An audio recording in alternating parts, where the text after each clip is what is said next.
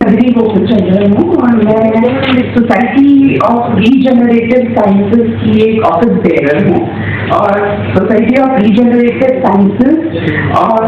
सेना परिवार की तरफ से आप सबको आपको वेलकम करना चाहती हूँ। आज का जो प्रेस कॉन्फ्रेंस है वो एक बहुत ही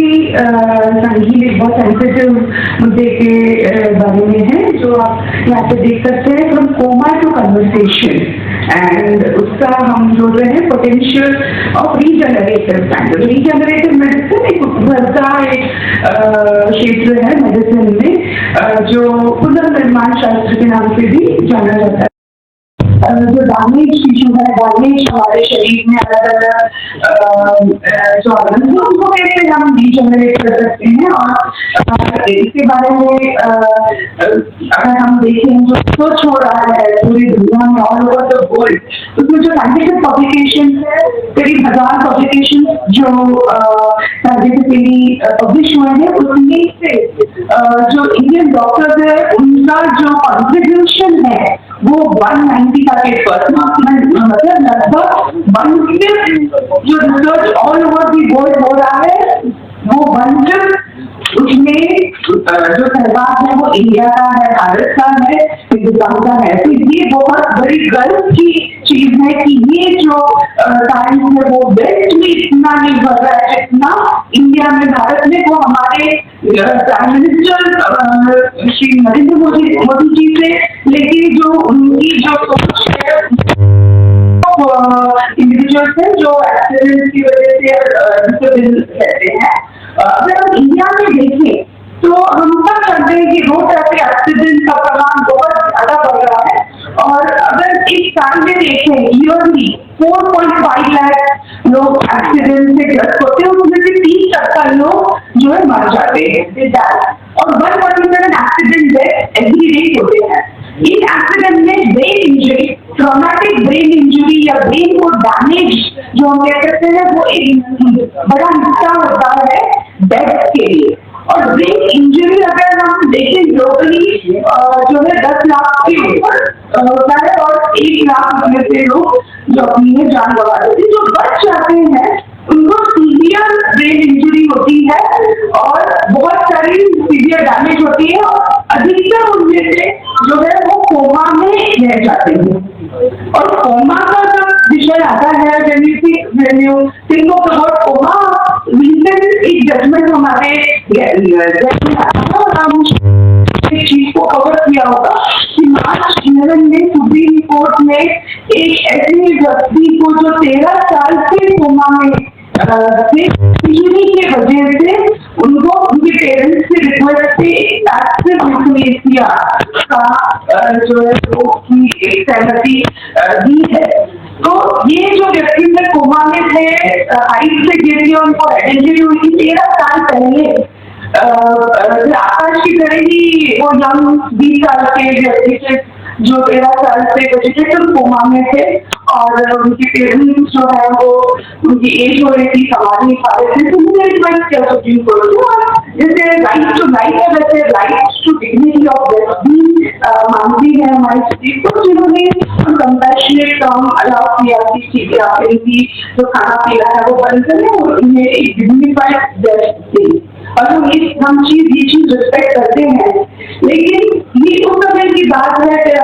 जब शायद हमारे पास कोई टूल नहीं था, कोई साधन नहीं था कि ब्रेन इंजरी को हम रिकवर कर सके। तो आज सोसाइटी ऑफ रीजनरेटिव साइंसेज के तरफ से मैं यहाँ पे रिप्रेजेंट कर रही हूँ कि नहीं, आज के तारीख में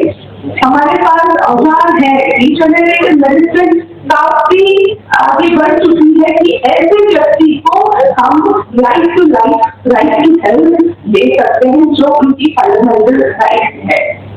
तो ये आज हम थोड़ा इस बारे में, और आपके सामने एग्जाम्पल इधर है आपका सत्या जो कुछ बताएंगे कि वो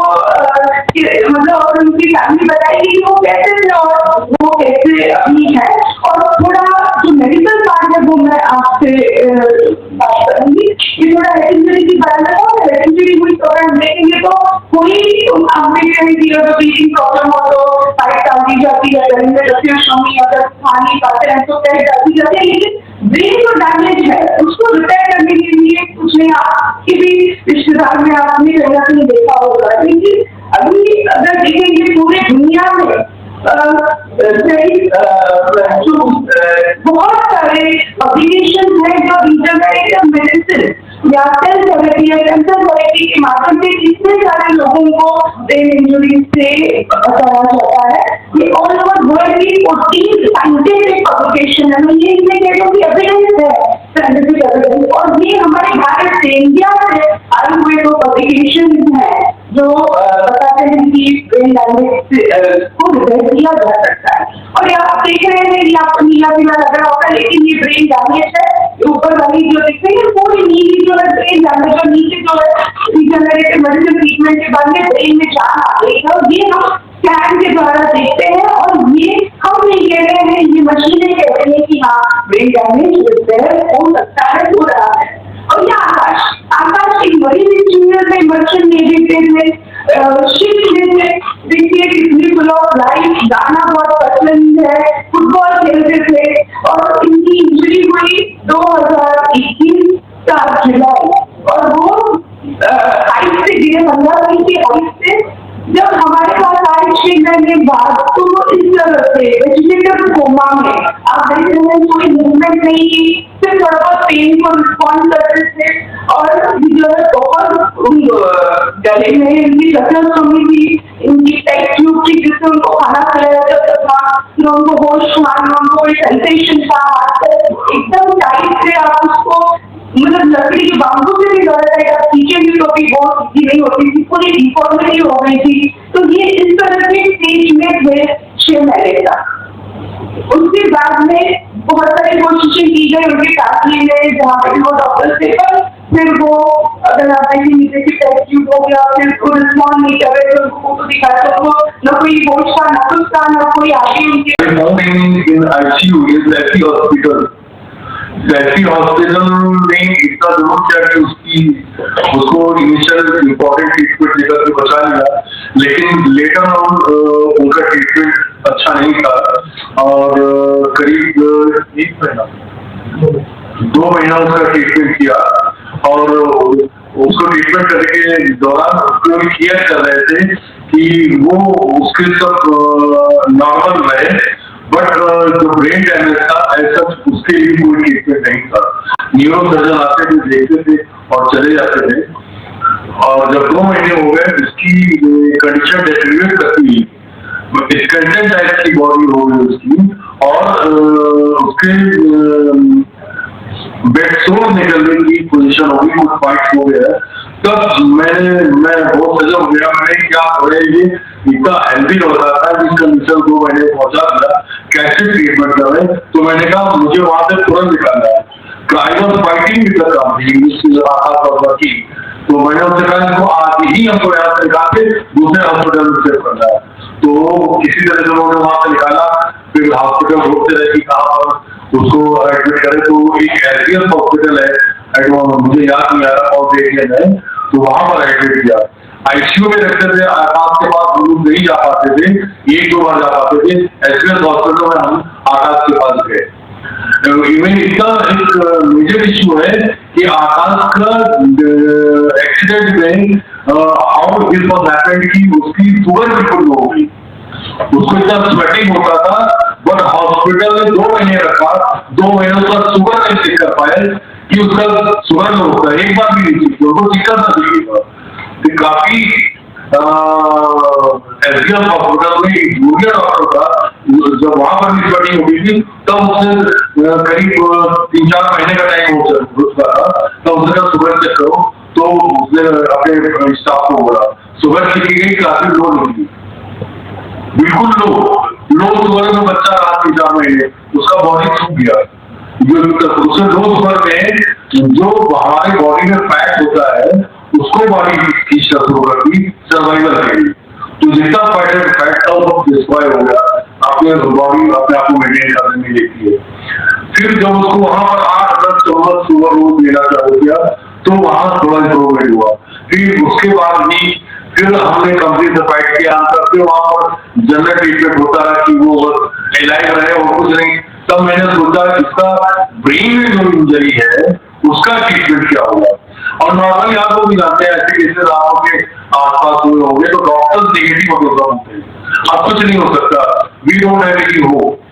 और you also have don't have hope for this person. अब आगे कोई संभावना नहीं है, जितने दिन है उतने दिन रहेगा। इस तरीके सेल थेरेपी जो है ये सीवियर ब्रेन डैमेज व्यक्तियों को लाइफ देने का काम कर रहा है। जो हमारे एक जो सुप्रीम कोर्ट की केस थी जिसमें पैसिव यूथनेसिया जो फॉर डिग्निटी ऑफ डेथ के लिए किया गया था, एक व्यक्ति जो हेड इंजरी से कोमा में थे 13 साल, तो वो एक केस हुआ। और हमारे पास जो हमारे एक पेशेंट है जो आकाश सक्सेना जो 6 महीने कोमा में रहने के बाद में धीरे धीरे अपने लाइफ वापस आई है, उनकी ब्रेन में डैमेज और रिपेयर होकर अभी वापस आए हैं। तो राइट टू लाइफ इनको रीजेनरेटिव मेडिसिन के द्वारा मिली और हम चाहते हैं कि ये जो इंडिया 10 साल 20 साल आगे है बाकी वेस्टर्न वर्ल्ड से, यूएस से, तो ये जो होप है, ये जो एक ट्रीटमेंट है, ये जो एक रिसर्च इंडिया में हुई है, ये पीछे ना जाए। इसके लिए हम आपकी तरफ से एक इंटरवेंशन चाहते हैं, आपकी तरफ से हेल्प चाहते हैं। नमस्कार। और मैं आकाश सक्सेना जिसका रीजेनरेटिव मेडिसिन से ट्रीटमेंट हुआ है और जो ठीक हो गया है उसका अंकल हूँ। पॉइंटेडली आई वुड से मैं प्रधानमंत्री श्री नरेंद्र मोदी जी से, माननीय श्री नरेंद्र मोदी जी से प्रार्थना करता हूँ कि वो हमको मौका दें जिससे हम अपने परिवार के साथ और अपने डॉक्टर्स की टीम के साथ उनसे मिल सकें और अपनी चुनौतियों, अपने संघर्षों से उनको अवगत करा सकें, अपनी कठिनाइयों को उनको बता सकें, आकाश को क्या एड चाहिए उसके लिए बता सकें, जिससे आने वाले समय में ईश्वर न करे जो इस तरह की चोट खाते हैं उनके लिए एक रास्ता खुला रहे और उनको ये ट्रीटमेंट मिलता रहे और उनके लिए जिंदगी की आशा की ज्योति न बुझे।